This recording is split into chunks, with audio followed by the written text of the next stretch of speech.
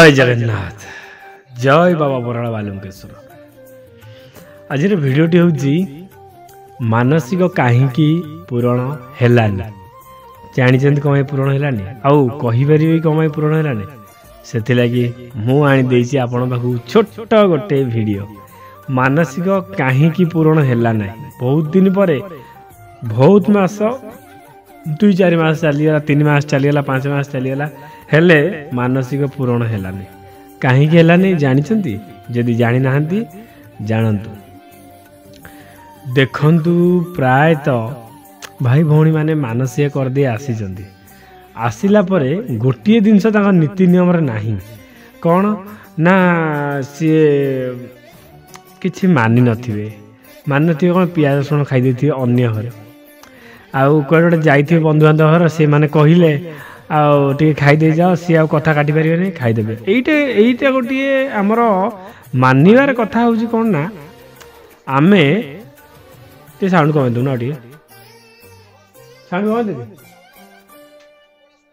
आमे एई जिनसटा मानिया पड़ो देखंतु 21 दिन मात्र आमे यदि न पाली परिबा ताले मानसिक करबानी 21 दिन मात्र 21 दिन पालंतु आउ हां सबुठारे गोटे बड़ कथा आपण मानसिक करूचंती सत किंतु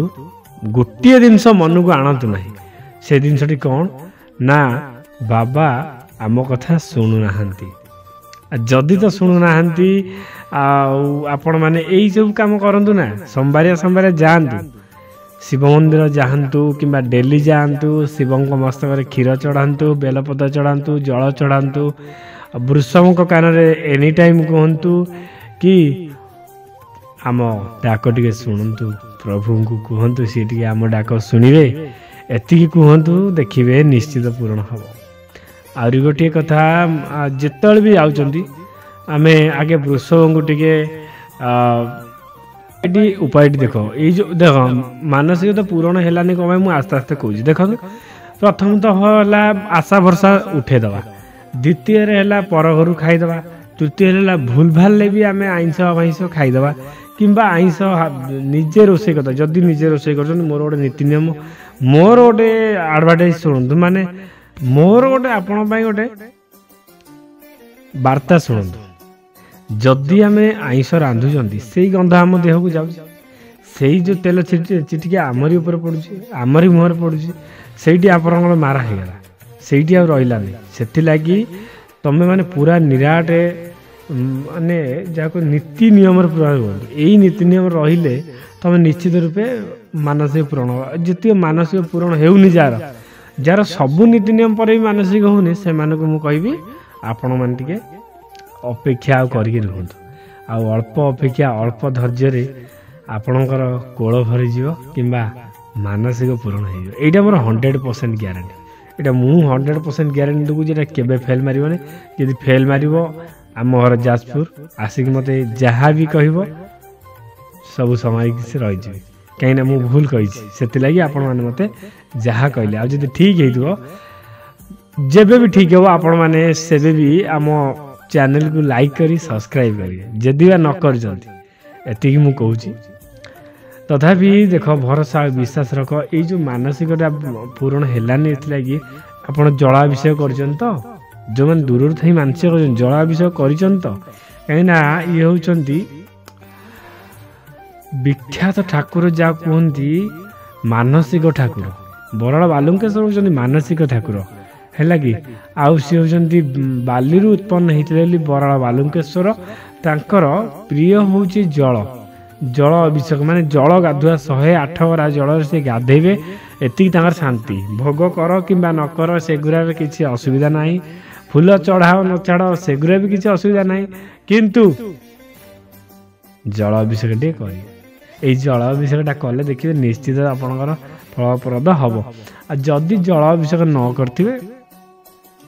किछि हम जो मैंने करदे से कहबी आप वेट करूँ वेट रे ही सब किसी हो पार आमर जन भौणी अच्छा प्रमाण सह शुणु आमर जन भौणी अच्छा भौणी जड़े पारादीप फोन करते ଯଦି ଫୋନ୍ କରିଥିଲେ ସିଏ ମୋତେ ପଛରେ ଫୋନ୍ କଲେ, କିନ୍ତୁ ତାଙ୍କ ଆଗରୁ ଜଣେ ବାବାଙ୍କ ପାଖରେ ମାନସିକ କରିକି ଆସିଥିଲେ ଝିଅଟେ ନା ସ୍ତ୍ରୀ ଲୋକଟେ ତାଙ୍କର ପିଲାପିଲି ପାଇଁ ମାନସିକ କରିକି ଆସିଥିଲେ। ସିଏ 2 ଜଣ କଥା ହେଉଥିଲେ କି ମୁଁ ବି ଭଉଣୀ ମାନସିକ କରିଛି, ଆଉ ମୋର ଗୋଟେ ବାହାଘର ପାଇଁ ମାନସିକ କରିଥିଲି, ସିଏ ଜଣେ ପିଲାପିଲି ପାଇଁ ମାନସିକ କରିଥିଲେ। କିନ୍ତୁ ସେ 2 ଜଣ କଥାବାର୍ତ୍ତା ହୁଅନ୍ତି କି ଆମର ପିଲାପିଲି ପାଇଁ ମାନସିକ କରିଥିଲୁ, ଏଯାଏଁ ଫଳପ୍ରଦ ହେଇନି, କିଛି ହେଇନି। କିନ୍ତୁ ଏଇ ମୋତେ ପହରଦିନ ସିଏ ଫୋନ୍ କରି କହିଲେ ସେ ତାଙ୍କର ଗୋଟେ ପୁଅଟେ ହେଇଛି ବୋଲି। କାହା ପାଇଁ ହେଇଛି ନା ବାବା ବାଲୁଙ୍କେଶ୍ୱରଙ୍କ ପାଇଁ ହେଇଛି। ହେଲା କେତେ ଦିନ ପରେ 6 ମାସ ପରେ ତାଙ୍କର ପିଲା ରହିଲା, କନସିଭ୍ କଲା ପରେ ତାଙ୍କର ଏଇ ପୁଅଟେ ହେଇଛି। ଗୋଟେ ଖୁସିର କଥା, ବାବା ସମସ୍ତଙ୍କୁ ଦେଉଛନ୍ତି। ଆଉ ଆମେ ବି କରିଛୁ, ଆମେ ବି ଅପେକ୍ଷା ଧୈର୍ଯ୍ୟ ସବୁ ଧରିକି ରହିଛୁ, ଆମର ବି ହେବ ଦେଖିବା, ତାପରେ ଠାକୁରଙ୍କ ଇଚ୍ଛା। ସେଥିଲାଗି ଆପଣମାନେ ଦେଖନ୍ତୁ ଜଳ ଅଭିଷେକଟା କରିଦେବେ, ନୀତି ନିୟମ ଯାହା। ଆଉ ହଁ, ଯେଉଁଦିନ ଆପଣମାନେ ଜଳାଭିଷେକ କଲା ପରେ 21 ଦିନ ଯିବେ, ମାନେ ଜଳାଭିଷେକ 21 ଦିନ କରିବେ, ସେଇଦିନ ଯେତେବେଳେ ଯିବେ ସାଙ୍ଗରେ ଖଣ୍ଡେ ମାଆଙ୍କ ପାଇଁ, ପାର୍ବତୀ ମାଆଙ୍କ ପାଇଁ ଲୁଗା ଖଣ୍ଡେ, ଆଉ ବାବା ବାଲୁଙ୍କେଶ୍ୱରଙ୍କ ପାଇଁ ଗାମୁଛା ଖଣ୍ଡେ, ଯେମିତିଆ ବି ଆପଣ ସକ୍ଷମ ଅନୁସାରେ ଗାମୁଛା ଖଣ୍ଡେ ନେଇକି ଯିବେ। ଦେଖିବେ ଗାମୁଛା ଦେଇକି ପୂଜା କରିବେ, ଆପଣଙ୍କ ମନ ଶାନ୍ତି ଲାଗିବ। ଆଉ ସବୁଠାରୁ ବଡ଼ ପୂଜା ହେଉଛି ମା ପାର୍ବତୀଙ୍କ ପାଖରେ। ପାର୍ବତୀଙ୍କ ପାଖରେ ସବୁ ପୂଜା ସାରିକି ଗଲାବେଳେ ମା ପାର୍ବତୀଙ୍କ ପାଖରେ ଯେତେବେଳେ ଆପଣଙ୍କର ପୂଜା ହେବ, ସେତିକା ବେଳେ ଦେଖିବେ ମାଆଙ୍କ ମସ୍ତରୁ ଫୁଲ ଖସିବ ଆପଣଙ୍କ ପାଇଁ। ଏଇଟା ହେଉଛି ଗ୍ୟାରେଣ୍ଟି। ଆପଣ ହାତ ଦେଖିଥିବେ, କେତେବେଳେ ଆପଣଙ୍କ ହାତରେ ଫୁଲ ଖସିଥିବ ସିଏ ତୁମେ ବି ଜାଣିନଥିବ, କିନ୍ତୁ ପୂଜା ସରିଲା ପରେ ତୁମେ ଦେଖିବ ଫୁଲ ଖସିଥିବ ବୋଲି। ସେଥିଲାଗି ନୀତି ଆଉ ନିୟମ ମନ ପୁରା ସଫା ରଖି